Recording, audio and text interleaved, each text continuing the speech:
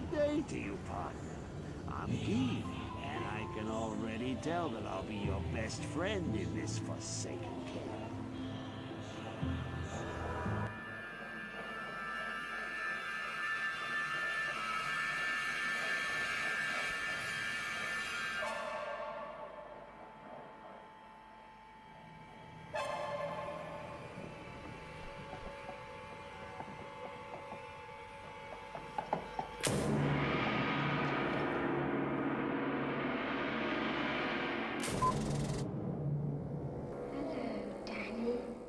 Hi guys, Skelly King here.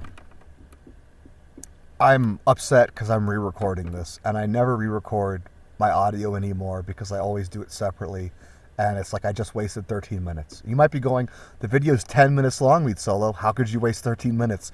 I just didn't stop talking, because I kept having things to talk about, and you might be going, well now you're going to have the same problem because you're talking about something that's not even important, and I'll go, shut up, because I have an idea.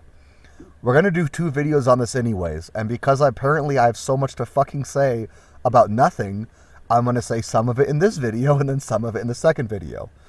Basically what I'm going to try to say for the second video is any idea I have for fire golems going forward and how Senpai should address their apparent issues, or if he thinks they have issues. I think they do, but maybe he doesn't. So let's talk about this video, this kill with this gear, and what works and what kind of doesn't, which will kind of lead into the second video. As you can see, it's a fresh game. He's going to go straight into it. Topwood is a professional. He's not just some content creator who killed Dclone like 4 or 5 seasons ago and then, you know, makes a living off of the hard work of others. The fight, one of the first things I'd like to say is I'm not a fan of the CTA swap not keeping all your gear activated. I believe the only thing that falls off is the Dungos, but like a Dungos is like possibly 15 PDR, I forget the roll on this particular Dungos, 2 max all res, and a healthy chunk of life. FHR really isn't an issue in Dclone, except for the ads, which then it could be, but there's no way he's going to be proccing the CTA during the ad sections. But if you're losing all those stats and get hit by a meteor, and later on in the video, there's actually one situation where maybe it could have gone worse. I would suggest just wasting a few more stats to keep the Dungos on, but it is a player decision. For Rathma, it doesn't really matter. For Dclone, it really shouldn't, but for a build like a Necromancer, you might need to recast it once, especially a kind of meme build like this. What about the gear he's using? As you can see, he's kind of taking a lot of damage, especially when it comes to meteors. It was kind of funny when he was talking about the gear he was running not going to be like typical Dclone gear. Basically, the Dungos, quick side note, clearly something is off with Dclone's Cold Novas in non-ladder. It seems to be the only part of the phase that's different. Those are clearly being shot much faster. Maybe it should be shot like that. I don't know. That phase kind of takes a while sometimes, but that's kind of what makes the phase hard, because you might have to move a couple of times in the corner based on bone spirits. We'll get to that later. So, the gear he's using. He was telling me his PDR was going to be pretty low, and I'm like, well, who cares? We already know what the answer is. Bone armor. Bone armor will absorb enough of the original meteor impact, even though, yes, this is a situation where bone armor's relatively high numbers not being affected by any sort of physical pierce or physical damage reduction is actually a bad thing. But it still takes a chunk off the meteor, and then your little piddly PDR should be enough. Well, his bone armor's only 300, so it's clearly not even close to enough.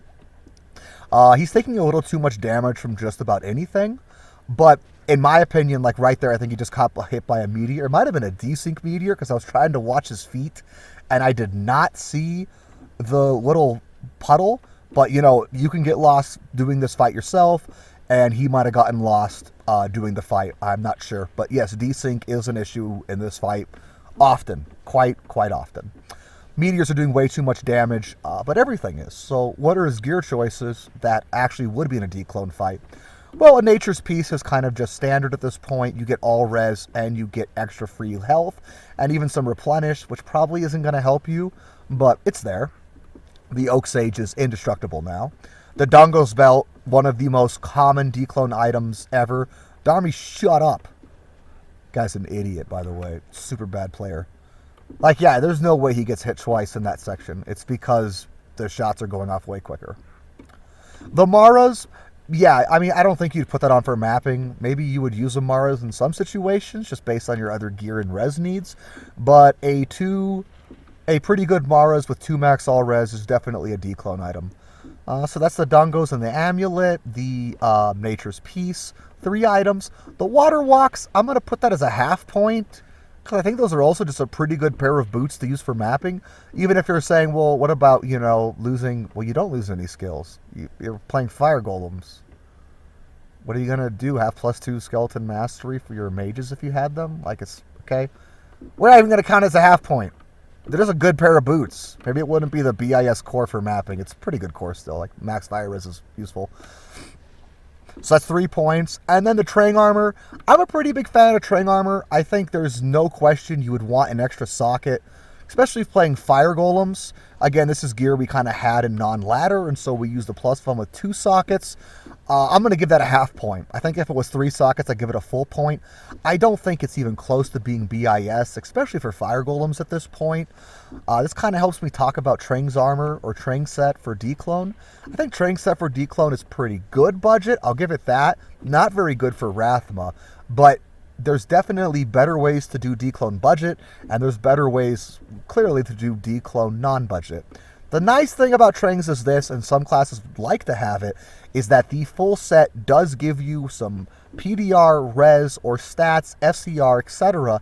that do help in this fight. And if you get 3 sockets, then that's a question of, is the gear better or the sockets better? Because, like, the most important thing for Dclone is sockets. Probably the same thing for Rathma too, really. Maybe a little less important in Rathma, but still pretty important. So 3.5 of these pieces are literally for Dclone, and the rest are pure mapping items. The wand, like, it's pretty solid. I wouldn't say it would be a bad thing to use this wand for Dclone. I think there are some other options. Like, for one, you could just use like a pretty nice Hexfire with a couple of cheap facets in it, and that would be very, very budget. And that Resist Fire Aura would actually probably come into play to help you avoid some res issues. Here's what I was mentioning. That CTA could have killed him. I swear to God. And if Dungos was up, maybe he wouldn't have.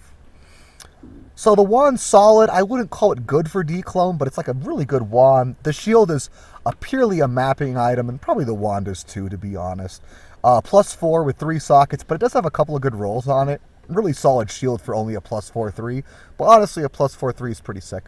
Helm, purely a mapping helm. Excuse me. The other ring, it's a mapping ring. Like, it's a BK. Like, yeah, it's not an SOJ, so it's slightly more useful. But it should be a Dwarf Star. No question. 30 FCR Mage Fist, clearly not the right choice.